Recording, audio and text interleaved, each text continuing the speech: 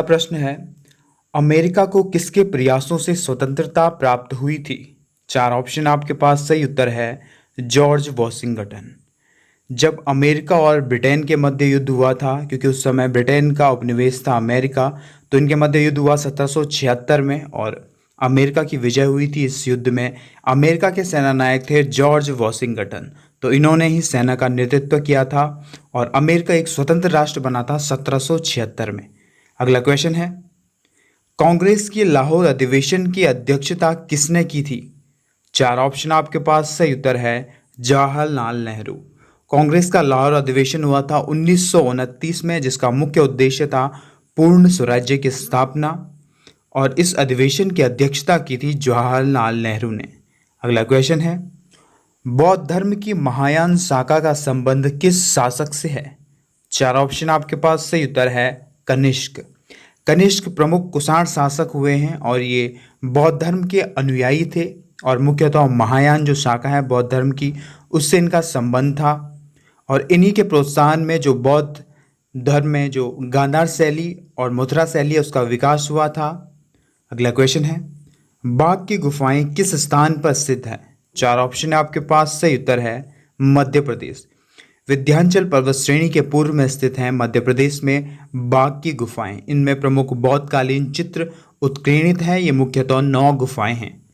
अगला क्वेश्चन है, असम का प्रमुख लोक नृत्य है? चार ऑप्शन आपके पास। सही उत्तर है बिहू। बिहू लोक नृत्य असम का प्रमुख लोक नृत्य है, जिसे कि फसल काटने के पश्चात मनाया जाता है काफ़ी हर्षोल्लास के साथ। इसमें सामूहिक रूप से स्त्री पुरुष भाग लेते हैं। अगला क्वेश्चन है, चित्रकला का स्वर्णकाल किस शासक के कार्यकाल को कहा जाता है? चार ऑप्शन आपके पास। सही उत्तर है जहांगीर। प्रमुख मुगल सम्राट जहांगीर के कार्यकाल को कहा जाता है चित्रकला का स्वर्णकाल, क्योंकि उस समय में वो स्वयं ही काफ़ी चित्रकला को पसंद करते थे और उनके दरबार में बहुत सारे चित्रकार थे और इसी के पश्चात उनके जो शासनकाल था उसे कहा जाता है चित्रकला का स्वर्णकाल। अगला क्वेश्चन है, सविनय अवज्ञा आंदोलन कब प्रारंभ हुआ था? चार ऑप्शन आपके पास। सही उत्तर है 1930। 1930 को गांधी जी के नेतृत्व में सविनय अवज्ञा आंदोलन प्रारंभ किया गया था। अगला क्वेश्चन है, किसके कार्यकाल को पंचायती राज का स्वर्णकाल कहा जाता है? चार ऑप्शन आपके पास। सही उत्तर है Lord Ripon. Lord Ripon Bharat के गवर्नर जनरल थे 1880 से 1884 के मध्य, और इनके कार्यकाल को कहा जाता है पंचायती राज का स्वर्णकाल, क्योंकि इन्हीं के कार्यकाल में पंचायतों की स्थापना में के लिए अधिनियम निर्मित हुए थे। अगले क्वेश्चन है, पंचतंत्र किसकी प्रमुख पुस्तक है? चार ऑप्शन आपके पास। सही उत्तर है विष्णु शर्मा। प्रमुख गुप्तकालीन कवि और लेखक विष्णु शर्मा की प्रमुख पुस्तक है पंचतंत्र। अगला क्वेश्चन है, ग्रैंड ट्रंक रोड किस शासक ने बनवाई थी? चार ऑप्शन आपके पास। सही उत्तर है शेर शाह सूरी। सूर साम्राज्य के संस्थापक शेर शाह सूरी ने ग्रैंड ट्रंक रोड का निर्माण किया था। यह 2500 किलोमीटर लंबी रोड है। इसका विस्तार है बांग्लादेश से पाकिस्तान तक। अगला क्वेश्चन है, उपाधियों का अंत का प्रावधान किस अनुच्छेद में वर्णित है? चार ऑप्शन आपके पास। सही उत्तर है अनुच्छेद 18। भारत के संविधान के अनुच्छेद 18 में उपाधियों के अंत का प्रावधान है। अगला क्वेश्चन है, भारत की आपातकालीन प्रणाली किस देश की देन है? जो भारत का संविधान है उसमें एक आपातकालीन उपबंध लिया गया है, तो वो किस देश से लिया गया है? चार ऑप्शन आपके पास। सही उत्तर है जर्मनी। जर्मनी के वेयर संविधान से भारत में जो भारत के संविधान में आपातकालीन उपबंध लिया गया है वो जर्मनी के वेयर संविधान से लिया गया है। इसके अंतर्गत 3 आपातकाल हैं, राष्ट्रीय आपातकाल, राष्ट्रपति शासन और वित्तीय आपातकाल। अगला क्वेश्चन है, यूनेस्को का मुख्यालय कहाँ पर स्थित है? चार ऑप्शन आपके पास। सही उत्तर है पेरिस।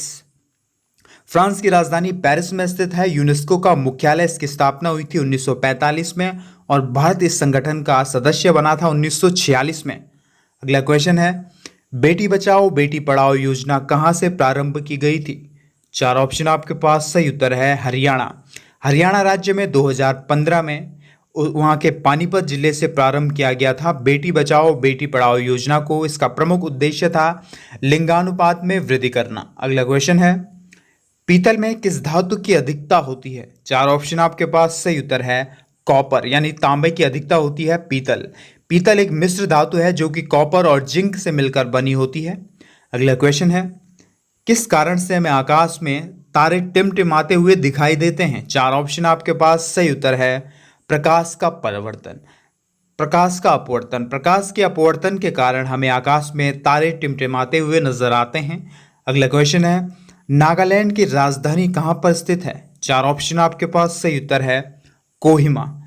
भारत का प्रमुख पूर्वी राज्य नागालैंड है और वहाँ की राजधानी है कोहिमा। नागालैंड भारत का एक ऐसा राज्य है जहाँ की राजभाषा यानी आधिकारिक भाषा है राज्य की अंग्रेजी। अगला क्वेश्चन है, नर्मदा नदी किस स्थान से प्रवाहित होती है? यानी नर्मदा नदी का उद्गम स्थान कौन सा है? चार ऑप्शन आपके पास। सही उत्तर है अमरकंटक। सतपुड़ा श्रेणी के पूर्व में स्थित है अमरकंटक क्षेत्र, एक पहाड़ी क्षेत्र है और यहाँ से प्रवाहित होती है नर्मदा नदी। ये मध्य भारत की एक बड़ी नदी है और ये वो नदी है जो पूर्व से पश्चिम की ओर प्रवाहित होती है और अरब सागर में गिर जाती है। अगला क्वेश्चन है, प्रमुख लोहा उत्पादक राज्य है? चार ऑप्शन आपके पास। सही उत्तर है झारखंड। भारत का झारखंड राज्य में सर्वाधिक लोहे का उत्पादन होता है भारत में। और अगर बात करें भारत के लोहे की तो भारत में द्वितीय किस्म का लोहा पाया जाता है और भारत इस लोहे को जापान और चीन को निर्यात करता है। अगला क्वेश्चन है, सांबर झील किस राज्य में स्थित है? चार ऑप्शन आपके पास। सही उत्तर है राजस्थान। राजस्थान राज्य में जयपुर के निकट स्थित है सांबर झील और इस झील में कई छोटी छोटी नदियां गिरती हैं और उन नदियों के जल को एकत्रित होने से वहां पर एक झीलनुमा आकृति बन गई है और उस कारण वहां पर नमक का उत्पादन होता है। ये प्रमुख भूमिका निभाती है झील नमक के उत्पादन में।